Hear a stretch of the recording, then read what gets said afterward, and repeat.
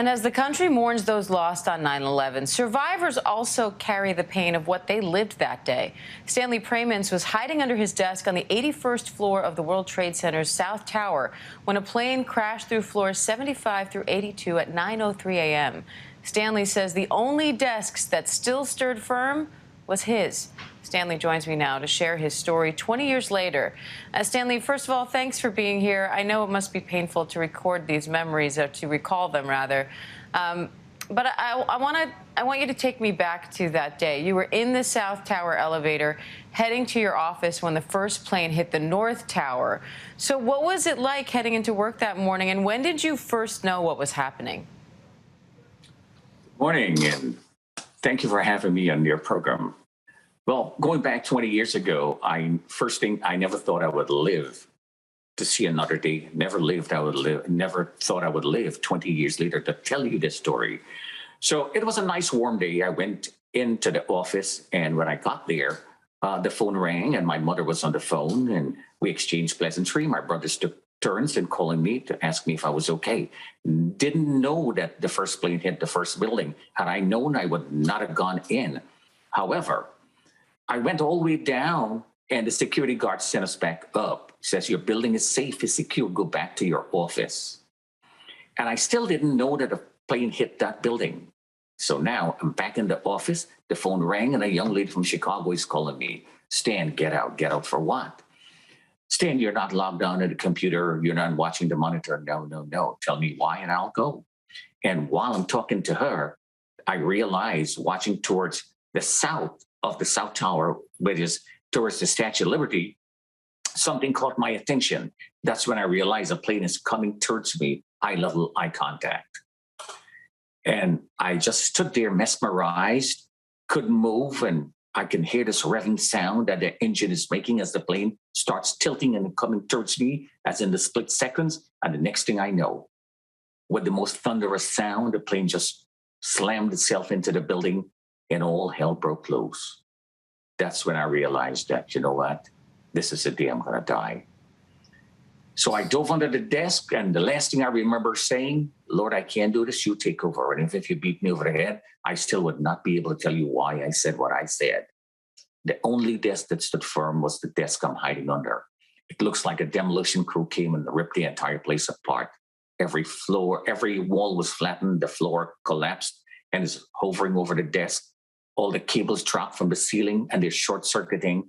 There are flames all around me. It looks like somebody took a giant bag of cement, threw it in the air, and I couldn't breathe. And I'm screaming, Lord, send somebody, anybody to help me. And as I'm screaming, somebody had a flashlight on the other end of the floor, and they're shining it over their head.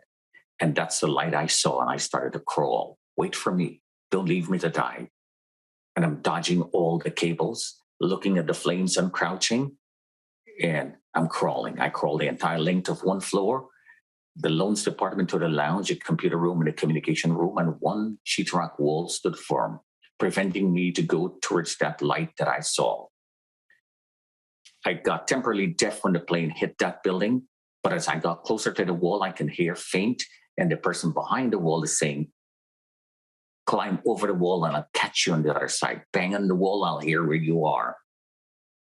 I tried to climb over the wall, couldn't do it, and part of the hanging loose ceiling that was there caved in, trying to prevent it from hitting my face. I raised up my hand, and a black sheetrock screw came into my palm. So I was in worse shape than before, and I started to cry out to this invisible God that I've heard so much about all 30 years. And all I did was to make a fist as tight as I could, and I punched with all my might, and my fist passed right through that sheetrock wall. If you asked me to do that today, I would never be able to. The man grabbed my fist. I said, when you see my hand, yank my body through. I punched, the hole got bigger. I stuck my head through. The man gave me a headlock, passed his hand around my head and my shoulder, one fluid motion, and I squirmed, and he pulled, and I flew off on the other side. And that's how I lived. I landed on top of that man, and I rolled down 10 flight of stairs, and I don't know how to thank him. I hugged him, give him a kiss on the cheek, and he says, what are you doing? And he got up, fixed his jacket and tie, and it says, Brian Clark. I said, Stanley Praimnath. And that man did an act of kindness that I'll go to the grave remembering. He held my hand very gently, and he started to rub this little wound that I had. And the man stared me in the eyes and he says, all my life I live as an only child. I was born and raised in Canada. I always wanted a brother, and I find that person today. And that good old Irish man put his hand around my shoulder and says, come on, buddy, let's go home. And we started a long journey home. See, you had to walk 10 flight of stairs, turn in a little landing, another 10 flight of stairs, and you cover one floor. We had 80 floors to go. As we were running out of the building, it's crumbling, it's swaying. And I'm telling this man, Brian, this building is going. And I didn't know what going meant. And he says, Stan, what is he burning there? Is all draperies and cosmetic and paper. By profession, I'm an engineer in steel loom bend. And as soon as we ran out that building and held on to the fence of the Trinity Church, the building imploded. And Brian and I were separated from each other. This guardian angel who brought me out to safety, he is no longer there. And I just lost it. I lost everything. By the time I would have gotten home, our little daughter, Caitlin, would not recognize me. Please don't touch me. You're not my daddy. And our older daughter, Stephanie, she was 8.5. The child just had a sandwich. She had the butter knife still in her hand. The child looks at me and says, Dad, if you didn't come home, I was going to kill myself. And when that child said what she said, after all I went through, it didn't mean anything. Because you see, that morning I left home with a prayer in my heart. Lord, cover me and my loved ones under your precious blood. Take us to work, bring us back home in peace and safety. And now it's time for rejoicing. And 20 years ago, I still feel the same as if it's happening today. That warm, nice, sunny day, September 2001. And Stan, it must be eerie in some ways to have today the weather be so close to what it was 20 years ago as you get ready to mark 20 years tomorrow. But we're so glad that you are here 20 years later to tell us your story, as difficult as it is. I know you also lost your memory from 2002 to 2006. So tell us about that. What happened and how did you recover? I lost everything. I lost my speech and vocabulary. I lost my memory. I couldn't recognize the children. And I just couldn't recognize faces and places and people or anybody. So I got up and I'm sitting down on the couch and I screamed out to my wife, bring my Bible.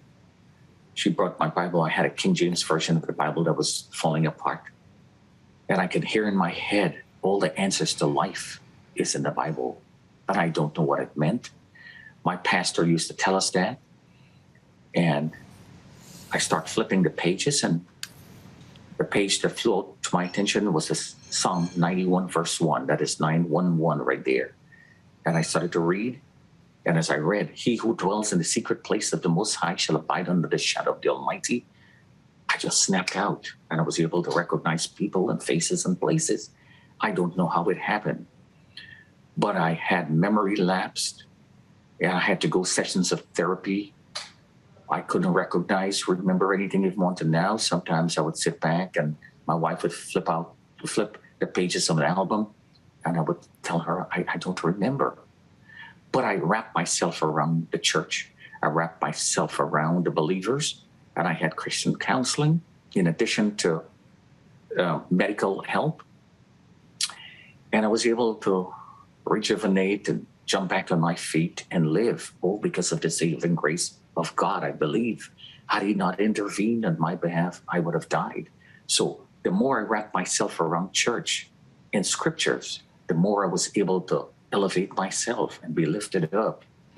And Stanley, I just want to ask you, I'm sorry to interrupt you. I just want to ask you really quickly because unfortunately we're short on time. Did you ever see Brian Clark again or learn what happened to him? And how do you feel looking back on the 20th anniversary? Brian Clark became my big brother, my older brother. Brian Clark is the man who would call me on anniversaries and birthdays and everything. And Brian Clark would be that guy who would invite me. Why don't you come home? Brian is a great cook. We will take you to work. And Brian is the kind of guy who remembers everything. Brian, I see him ever so often, He calls me all the time. We spoke only 2 days ago. And come back to the question, how do I see myself 20 years ago?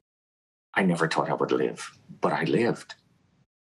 And if I was to be rescued again, I want Brian Clark to be that person rescuing me. He is my older brother. Stanley Pramins, we so appreciate that you are here 20 years later to tell this story, and we appreciate you sharing that story with us. Thank you, sir. Blessings. To you as well. Hi, everyone. George Stephanopoulos here. Thanks for checking out the ABC News YouTube channel. If you'd like to get more videos, show highlights, and watch live event coverage, click on the right over here to subscribe to our channel. And don't forget to download the ABC News app for breaking news alerts. Thanks for watching.